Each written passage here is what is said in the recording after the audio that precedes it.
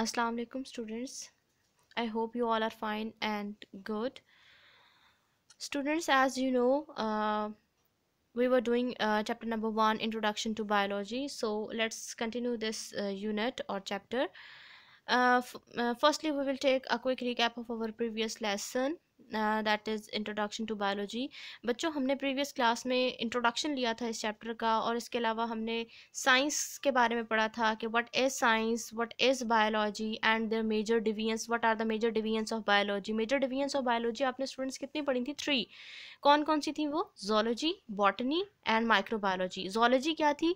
It deals, this division deal करती है किसके साथ? The study of animals. Botany, this division of biology deals with the study of plants. Microbiology, microorganisms की study जो है, जो जिसमें पढ़ी जाती है, वो सारा कुछ आ जाता है माइक्रोबायोलॉजी में. और हमने कुछ ब्रांचेज ऑफ बायोलॉजी भी देखी थी, जिनमें हमने मॉर्फोलॉजी देखा, anatomy, histology, cell biology and physiology तक. So in our today's lesson we will continue the branches of biology. Biology की ब्रांचेस को हम कंटिन्यू करेंगे फिजियोलॉजी से आगे. ठीक है, आपकी बुक पेज नंबर 3 पर गिवन है. So the next branch of biology is genetics.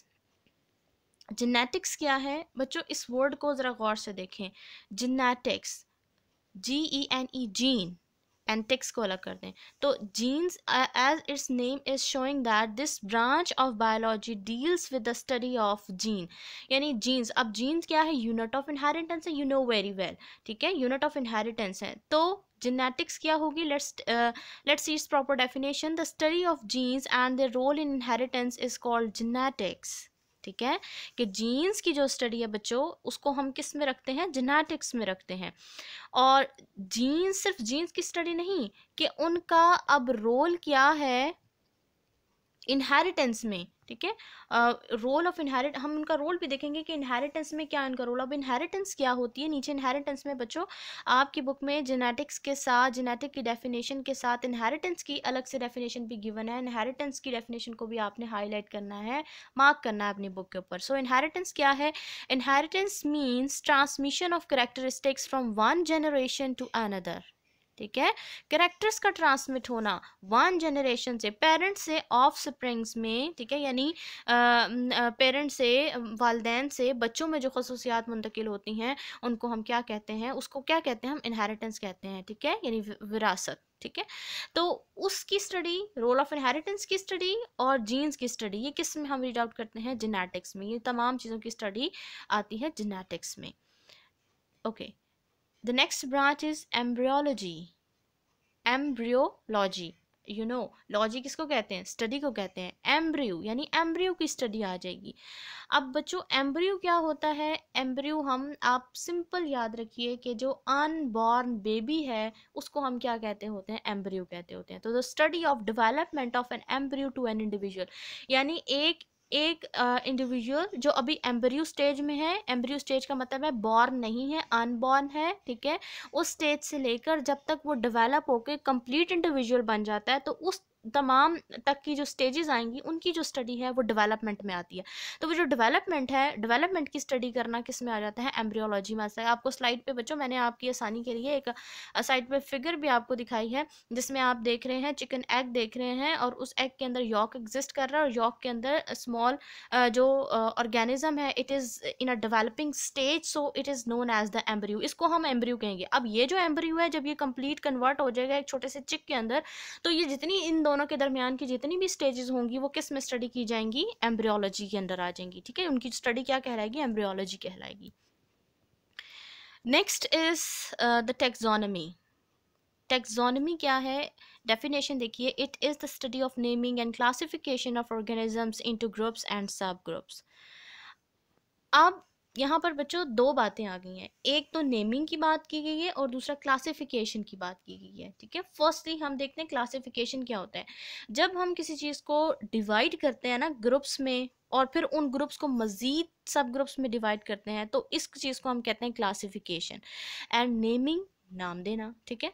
तो एनिमल्स के जो नाम, आप साइंटिफिक नेम्स पढ़ते हैं एनिमल्स के, लाइक अभी जो है आपके पास मैंने आपको जो एग्जांपल के तौर पे यहाँ पर आप देख सकते हैं, आपके पास टाइगर की एग्जांपल है जिसका साइंटिफिक नेम लिखा हुआ है पैंथेरा पैरडस, ठीक है, आपकी इन्फॉर्मेशन के लिए बता रही हूँ। इसके अलावा जैसे you can take an example of frog, the scientific name of frog is Rana tigrina, ठीक है, उसको हम राना टिग्रीना कहते हैं, बहुत इंटरेस्टिंग सा नेम है इसका। इसके अलावा ह्यूमन बींग्स का साइंटिफिक नेम होमो सैपियंस है। तो ये जो नेमिंग है और इन नेमिंग्स के साथ इनकी क्लासिफिकेशन के ये अर्ली हिस्ट्री में किन ऑर्गेनिज्म से मिलते हैं, ये कैसे डेवलप, कैसे इवॉल्व होके आए हैं, तो इन तमाम चीज़ों की जो स्टडी है उनको ग्रुप में रखना कि ये किन से मिलते हैं। जैसे जितने भी कैट्स, अब कैट्स सारी एक जैसी नहीं होती, डिफरेंट डिफरेंट कैट्स होती हैं, तो उन तमाम का एक पूरा ग्रुप है। फिर हम स्पेसिफाई करते हैं कि ये रशियन है, ये सिंपल है, ये ऐसी है, ठीक है। सो जो डिवीजन है ऑर्गेनिजम्स की ग्रुप्स में, सब ग्रुप्स में, इसको हम क्लासिफिकेशन कहेंगे, और उनको उनको नेम अलॉट करना क्या होगा, नेमिंग होगा। So the study of naming and classification of organisms into group and sub group, it is known as the taxonomy. Next है बच्चों palaeontology. Palaeontology it is the study of fossils. अब fossils क्या है, आपकी book पे ही ये as it is definition मौजूद है, आप इसको हाईलाइट करें। Fossils are the remains of extinct organisms. देखें, एक्सटिंक्ट ऑर्गेनिज्म, नापैद ऑर्गेनिज्म को कहते हैं वो ऑर्गेनिज्म जो अब अर्थ पर एग्जिस्ट नहीं करते, लाइक डायनासोर्स ले लीजिए, ठीक है, डायनासोर्स अब ज़मीन पर एग्जिस्ट नहीं करता, लेकिन हमें पता है, हम लोगों को इन्फॉर्मेशन है कि वो कितने बड़े ऑर्गेनिजम्स थे, उनमें से कितने फ्लाइंग थे, कितने ईट करते थे। वो तमाम इन्फॉर्मेशन हमारे पास बच्चों कैसे आई है कि जब हमने उनके फॉसिल्स को स्टडी किया है। फॉसिल्स क्या होते हैं, आपको पिक्चर में मैंने दिखाया है, यहाँ पर ये देखें, ये डायनासोर का एक्सटिंक्ट ऑर्गेनिज्म का एक फॉसिल है जिसमें आप उसकी जॉ, उसका बॉडी स्ट्रक्चर और स्कल वगैरह आपको नज़र आ रहा है। तो ये जो चीज़ें मिलती हैं जब after the extinction of any organisms, it is known as the fossils. इसी तरह प्लांट्स के लिए भी देख लें, जिस तरह प्लांट्स हैं वो एक्सटिंक्ट हो गए हैं और कोई प्लांट्स का जो फॉसिल है, रिमेन्स अगर कुछ मिल जाता है तो वो उसका फॉसिल कहलाएगा। तो जो स्टडी होगी फॉसिल्स की, वो फॉसिल किसी भी लिविंग ऑर्गेनिज्म का हो सकता है, वो फॉसिल ह्यूमन बींग्स का हो सकता है, वो फॉसिल एनिमल्स का हो सकता है, प्लांट्स का हो सकता है। तो किसी भी ऑर्गेनिज्म का फॉसिल जो होगा उसकी जो स्टडी होगी वो आएगी किसमें, into the palaeontology. Now next is the environmental biology. Environmental biology क्या है बच्चों आपके पास, इन्वायरमेंट से रिलेटेड, यानी environment, it deals with the study of interactions between organisms and their environment. Can you live without environment? Definitely you will say no. ठीक है, अगर आपसे पूछा जाए कि आप इन्वायरमेंट के बगैर रह सकते हैं तो डेफिनेटली हम इन्वायरमेंट के बगैर नहीं रह सकते। We have a strong interaction with the environment. We are inhaling oxygen, so oxygen is also a part of our environment. Okay, we are drinking water, we are taking food, so all these things are present in our environment, in our surrounding. We are gaining all these things from our environment. Okay, ये सारी चीज़ें हमें environment से मिल रही हैं। It's mean कि we have a strong interaction with our environment. So किसी भी जानदार का, किसी भी living organisms का ये जो interaction होता है अपने environment के साथ, उन interactions की study जो है वो environmental biology में आ जाती है। Let's take it's a proper definition. It deals with the study of interactions between organisms and their environment.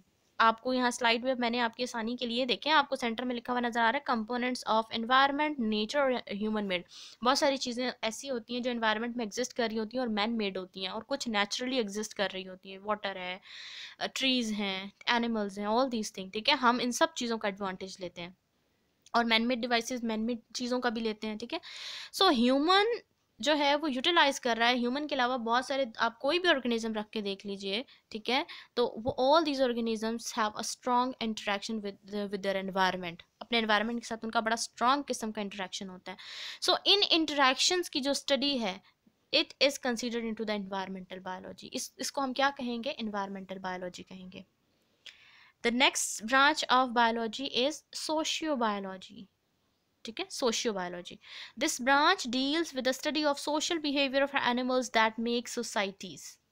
वो एनिमल्स जो सोसाइटीज़ बनाते हैं, उन एनिमल्स का सोशल बिहेवियर स्टडी करना, कि वो सोसाइटीज़ बनाने का मतलब है कि वो ऑर्गेनिज्म जो ग्रुप्स की सूरत में, ग्रोहों की सूरत में माशरती तौर पे एक साथ रहते हैं, जो कि इंटरेक्ट करते हैं एक दूसरे के साथ, ठीक है, जिनकी स्पीशीज़ इंटरेक्ट कर रही होती हैं।